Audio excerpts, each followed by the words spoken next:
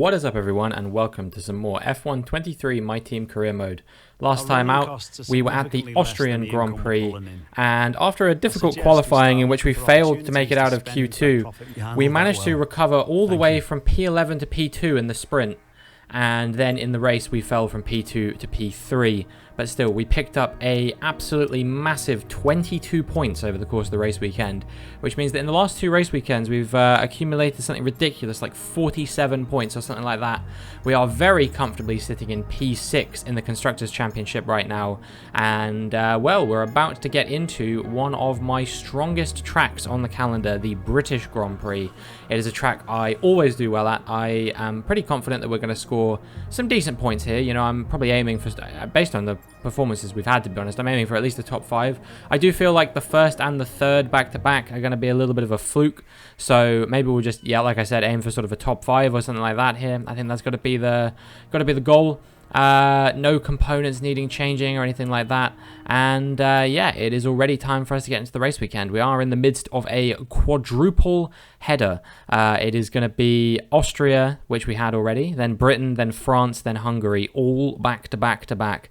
First time that has ever happened in Formula 1, and probably not the last, I imagine, as well, because those are all tracks that I do quite like. Hungary maybe being the biggest sort of exception to that rule. I'm not a huge fan of the track, but you can see that we have fallen quite significantly down the pecking order. It's only Williams and AlphaTauri that we're ahead of now.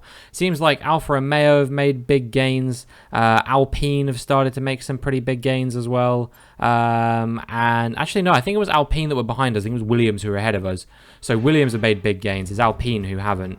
You know, Ferrari are ahead of us, McLaren are ahead of us, and then you've got those top boys of Haas and Aston Martin and Red Bull, Mercedes, those four sort of mixing around for the victory and the podium, and then yeah, there's a little bit of a scrap going on for who's going to get into the final points paying positions.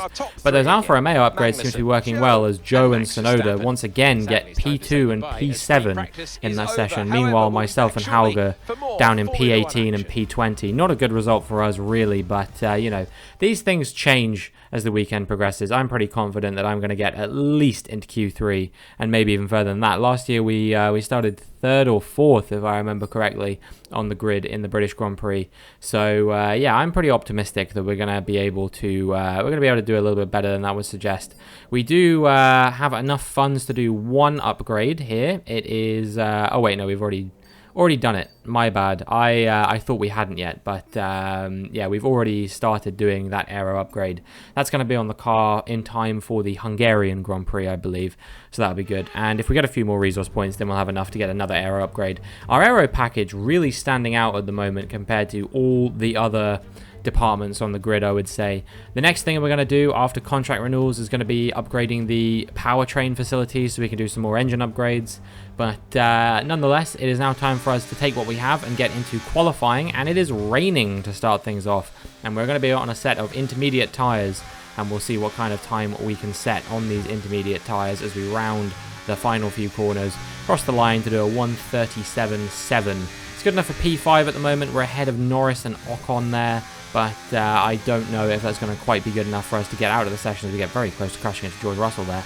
And indeed, you can see that as the track dried out a little bit, we were all the way down in P22, but we did improve by quite a lot, over 2 seconds, as we round the final couple of corners on another set of intermediate tyres at a 1:35.3. Will that be good enough to see us through? Yes, it will. We were P2, in fact, so very, very impressive. Yes, the track was drying out, and I'm sure that that probably factored into it quite a bit. But still, we can be very happy with that. Only Yuki Tsunoda, who was 4 thousandths of a second faster than us. So yeah, let's keep that level of performance going through into Q2, shall we? And we will we'll see what we can do. But yeah, for the time being, pretty happy with what we've got. Unfortunately, Hauger was eliminated along with Sargent, Gasly, Albon, Fittipaldi and De Vries, and Joe very close to being knocked out when his teammate topped the session. So yeah, probably a little bit disappointing for him. It seems like Tsunoda definitely the better of those two teammates over there in Alfa Romeo at the moment. But we now make our way through to Q2, and you can see things are fully dried up. We're on the dry tyres. The track's still quite cold, and so I'm not doing a particularly representative lap time at the moment. We're probably going to have to go again. But as we cross the line, we're going to do a 1:28.6. It's good enough for P4 at the moment. But yeah, I would wager to say that we're going to need to find some serious improvement on that. if we want to make our way through. Probably need like 2 or 3 seconds on that roughly. Fortunately, as we get through into the final sector on our second flying lap, you can see we are 1.8 seconds up. We're 5/10 up on Esteban Ocon. So, yeah, it's looking like we do have a chance of making it through to Q3 at least. We probably need to find a bit more improvement than this. Actually lose a little bit of time going through that corner there. And in the end, it is a 1:26.5 as we cross the line. Was that good enough to make it through to Q3? No, it wasn't. We are out for the second time in a row in Q2, sorry. Yeah, really, really disappointing. I firmly believed that we had the pace to get through, but we would have had to improve by another 5/10 in order to do it. So, yeah, I don't know. It's a little bit of a shame, but yeah, sometimes you just don't have the pace to make it through. You know, lots of teams were doing upgrades. Tsunoda once again was right up at the sharp end, so we'll see if maybe he can be on for a first pole position in Formula 1. And yeah, that is us out. And we're going to have to see what we can do from P12 on the grid. So yeah, really, really not where we wanted to be starting here. At least I can take one thing away from this, and that is that we have guaranteed won the rivalry with Charles Leclerc, because there's nothing that he can do to catch us now. Even if we DNF'd, he still wouldn't be able to catch us. So yeah, I'm pretty happy with that. But still, I'm not overall pleased with the qualifying result. For either of us, quite frankly. Dennis Hauger in P21, a little bit disappointing for him as well. I would have expected him to at least have been off the back row. That's usually where I look for him to get. We'll have to invest a bit more in things like personnel upgrades, facility upgrades, all that kind of thing. And yeah, just not what we wanted at all there. But it is what it is. We can only work with what we've got, and we're going to have to see if we can regroup and try and get ourselves at least back into the points. We'll have to maybe refocus our sort of targets. Let's see if we can get maybe top 8 or something like that. I think that's going to be the goal there. And yeah, we'll see if we can reach that target as we get into the British Grand Prix. Britain is one of only 2 countries to have held a Grand Prix in every year of the Formula 1 World Championship. Long may it continue. It is a circuit of speed, history and drama. It's Silverstone, it's the British Grand Prix. Let's have a look at the circuit. 18 corners, 3.6 miles. The DRS detection zones are at Village and Maggots, that's turn 3 and turn 11. Copse Corner, turn 9 is taken as near to flat out as you dare. It is a test of the driver's bravery out there. It's time to take a look at our starting grid for today's race. George Russell will begin today's event in pole position, and it's Fernando Alonso alongside.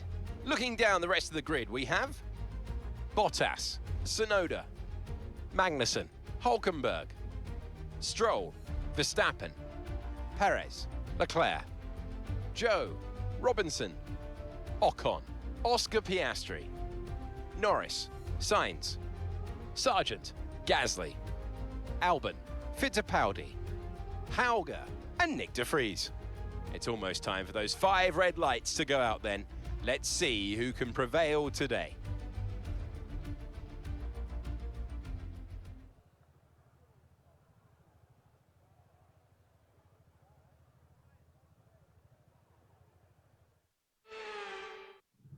Right, mate, I know it's your home Grand Prix, but I want you to treat it like any other race. Let's not make any unnecessary risks, please. Well, they still believe that the optimal strategy here, despite the fact that I'm clearly taking a bit more life out of the tyres than the average car, they still believe that it is going to be either, or not either, but rather a set of softs and a set of mediums is going to be the optimal strategy for me here. Okay, so we'll see what we can do on that strategy. I'm not overly convinced personally. I think that the softs are going to go off quite quickly. I wouldn't have been against the idea of doing a medium hard here, to be honest. But you know, I'll trust the process. I'll trust the team, and maybe I will be rewarded for my trust in these guys, or maybe it will be a massive mistake. We'll find out as we get ready to go, as the grid has finished forming up now, and the lights come on, And the lights go out as we switch to the replay camera, and you can see that we are pulling aggressively to the inside of the track to try and find some space. We've had a good launch. I think we're already ahead of Zhou Guanyu there, and as we round the first and second corner, you can see I'm putting some pressure on the Red Bulls here. I've already made up a couple of positions. I'm going to see if I can dive up the inside of one of them maybe. Doesn't look like I'm going to be able to, but I think that we are, I think we're into P9 at the moment as we come under a bit of pressure there from Nico Hulkenberg. He made a bit of contact with us, I think, and yeah, we're keeping him at bay for the time being, but it is a lot of pressure coming out from the Haas. He's in a significantly faster car than us at this stage, so yeah, I just need to try and do everything in my power to try and hold him off if I possibly can. Meanwhile, I am trying to put pressure on the Red Bulls in front. I believe it is Perez directly in front of me, and then Max Verstappen a little bit further ahead of him as well. Tsunoda has already fallen down to P6 from, I believe he was P4 on the grid. Meanwhile, Tsunoda's teammate is also caught up in the middle of this train. It is me, then Hulkenberg, then Joe. So yeah, if I'm not careful, I'm definitely going to be coming under pressure from these guys as well. I think Charles Leclerc must have had some kind of incident because he seems to be going a little bit slowly behind us, and yeah, we'll see what happens with him. But yeah, for the time being, it's going to be Hulkenberg trying to go around my outside as we come into Stowe. Is he going to be able to do it? We're wheel to wheel, and I had to give him a little bit of space there, and you can see that he is just about pulling ahead. And we end up going a little bit wide at the corner, and that also allows Zhou Guanyu through as well. So yeah, disappointing to let two cars through, and that means that we fall back down to P11, having been P9, and we're going to have to work a little bit harder to get into the points, it seems, than we've been working at the moment.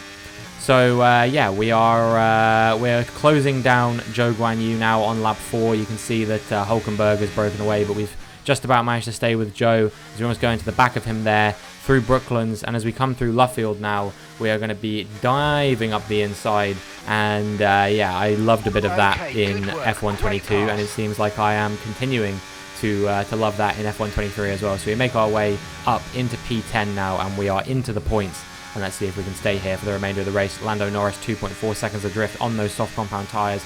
He got held up a little bit by some slower cars like Esteban Ocon and Charles Leclerc with the damage, who you can see has pitted and is significantly further behind than everyone else. So yeah, I think that his race is basically over already. But one person whose race is definitely not over yet is mine, as Zhou Guanyu dives up the inside as we go through Stowe. Is he going to be able to make the move stick? Yes, he is. Of course he is. The soft compound tyres are already starting to go off as early as lap 4, and somehow I'm going to have to try and stick out 7 more laps on these. This is going to feel like an eternity, I am sure of it. But yes, we're falling behind the Alfa Romeo driver now, and you can see that he's actually broken out of DRS range just a couple laps later.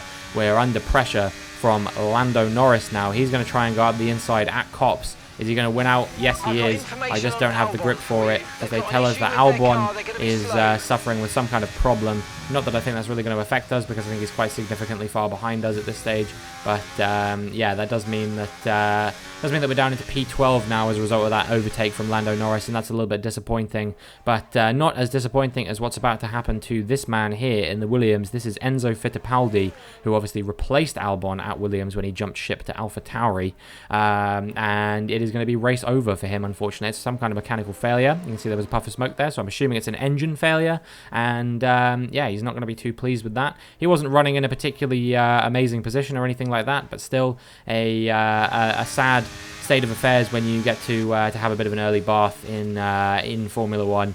Anyway, so that's that done, and we are now into the pit stop phase, and we are going to be putting on a set of we're going to be putting on a set of medium compound tyres to the end of the Grand Prix, and I am hoping that this stint will be a lot nicer than the first stint was, because I was really struggling on the soft compound tyres, and so hopefully the medium compounds will be a little bit nicer for me. But we'll have to wait and see. It really depends on whether I'm going to be taking as much life out of them as quickly as I was.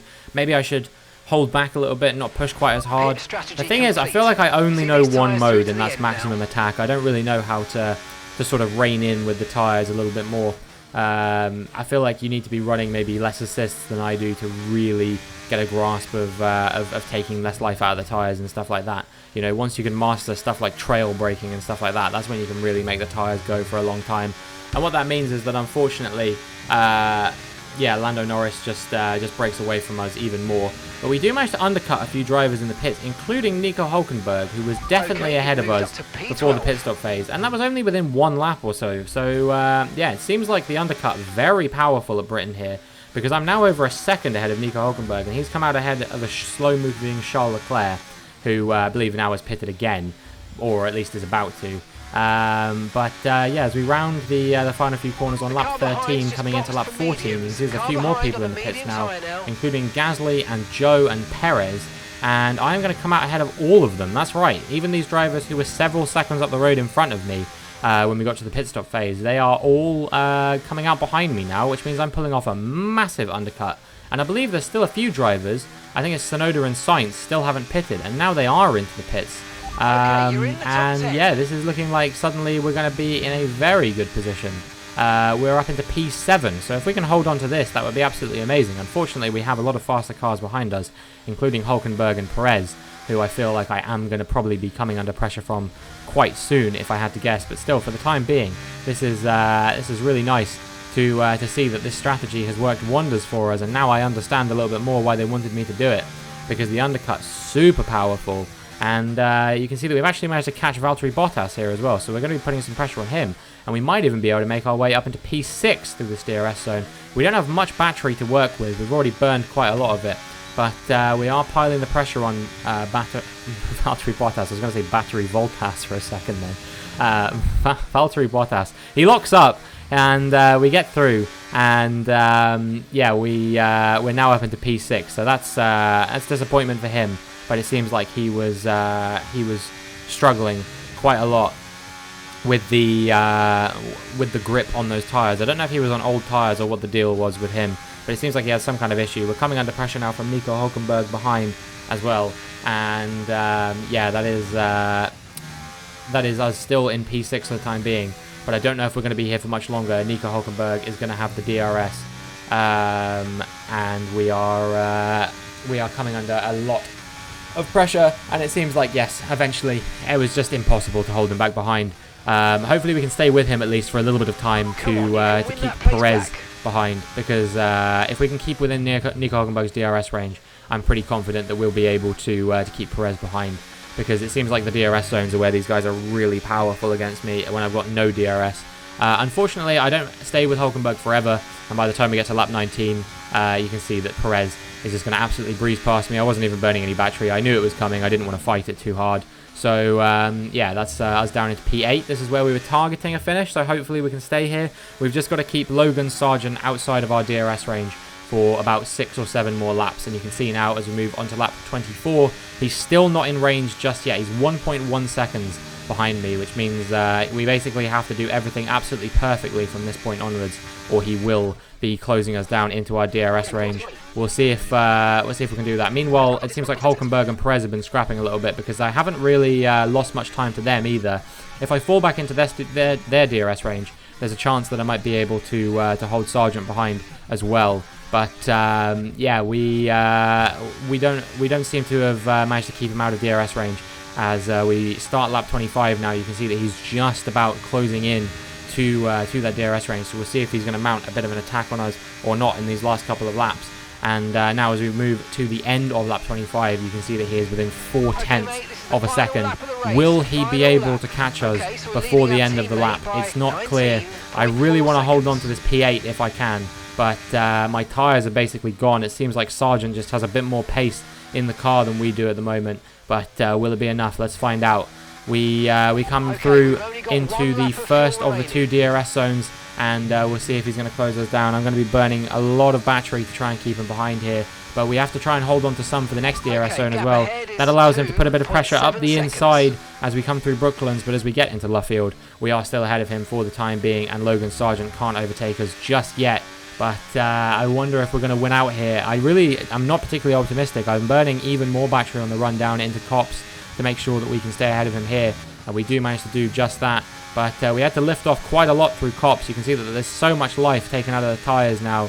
As we come through Maggots and Beckett's, he doesn't put any pressure on us, but that honestly might be a bad thing, because if he put pressure on us and lost out, then maybe we would have been able to keep him behind. But now I've got to try and maintain a 2/10 gap when he's got DRS. with no battery, and it's just impossible. And Sargent makes his way through up into P8, and that is going to be the end of our chances of getting P8. We're going to be coming home in P9 as we come through the Vale chicane, the final few corners.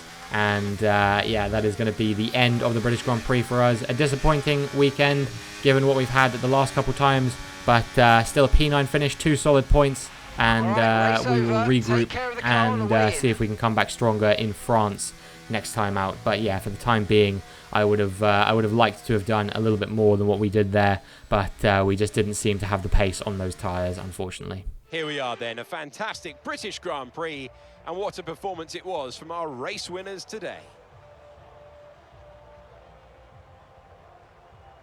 Ant, talk to me. What do you think it was that sealed the win for them? I feel like consistency was probably the key today. There's being quick, and then there's being quick lap after lap after lap. If you can do that, you can capitalise on other people's errors without making many of your own. And that's an approach that can push you a long way up the field. And I can see the drivers starting to approach the podium for the victory celebrations. A real team victory today. Everyone played their part. Congratulations then to Mercedes, your race winners today. Well, he is going to be very happy with that performance. George Russell standing on the top step of the podium, I believe for the first time since Bahrain, at his home Grand Prix this time. Finishes ahead of both Red Bulls, starts to get himself back into the championship fight, the defending world champion, of course. And then it's Magnussen and Stroll making up the rest of the podium. So yeah, perhaps a little bit of a surprise podium there, but I don't think that anyone's going to be too unhappy with that. So yeah, that is going to be your podium for the British Grand Prix. And now let's take a look at the drivers' standings. Max Verstappen should be pleased with his performance, making gains at the top of the table. So, Anthony Davidson, who would you rank as your driver of the day? There's a few contenders, but George Russell definitely stood out, I think. A really solid drive from him today, and one I'm sure the fans enjoyed. It's time to see how things are shaping up in the Constructors' Championship. Red Bull pull further ahead in the standings. Well, what an end to another fantastic weekend of racing. Thanks to everyone who's joined us, and we'll see you for the next one. Well, it's been a pretty mediocre weekend for us, but we do manage to retain both of our positions in the respective championships. We're still P5 in the drivers and still P6 in the constructors as well. So yeah, I'm not too displeased with that, and hopefully we can have a better weekend in France. Score some bigger points, perhaps. You can see there was definitely a front wing flying there at the start. I assume that was Charles Leclerc's, as he was the one with the damage. But yeah, it just couldn't quite make it happen for us on this occasion. Just seemed like I didn't really have the grip or the pace to contend with a lot of the cars around me. But, you know, maybe that's right, because we are one of the worst cars on the grid once again now. We're down into 9th in the performance index, I believe. So perhaps it shouldn't come as too much of a surprise that we aren't doing particularly well. I don't know. I just wish that I wish that we could contend slightly higher up, given the successes we've already had this season. You know, we won a race just a couple of races ago, so to be barely able to score points now all of a sudden, losing out to a Williams as well, I don't know. That's disappointed me a little bit. But you know, there's plenty more opportunities. We're at the halfway point of the season now. This was race number 11, which means that next race we will be, or before next race I should say, we will be doing a contract negotiation. I will be trying to re-sign Dennis Hauger. I hope he wants to rejoin the team, although given that we have fallen quite significantly far down the order, he might not be interested anymore, in which case I don't really know who I'm going to go with. Who would you guys want me to sign if you had a choice in the matter? You know, have you got anyone that you're particularly eyeing up as a potential teammate for me? Maybe you want to see me get Théo Pourchaire on board, or Jack Doohan, or someone like that. You know, someone who's got some pace. I'm trying to think of other drivers who were in Formula 2 who were particularly impressive last year. And I don't know, most of them ended up in Formula 1. You know, Sargent was pretty good, and he ended up in Formula 1. Dragovic, I guess, maybe. Or Iwasa, someone like that. I don't know. Hopefully it doesn't come to that. Hopefully we can do the contract negotiations, and Dennis Hauger will just re-sign with us, and everything will be just fine.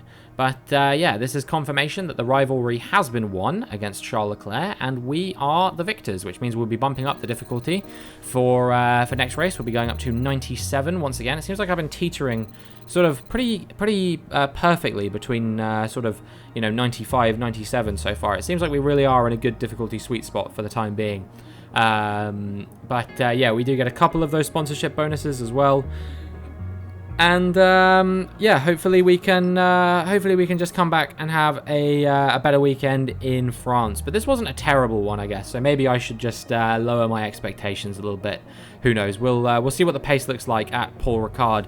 But that is going to be it for this video. If you enjoyed, please make sure you like and subscribe. And hopefully I will see you in the next one.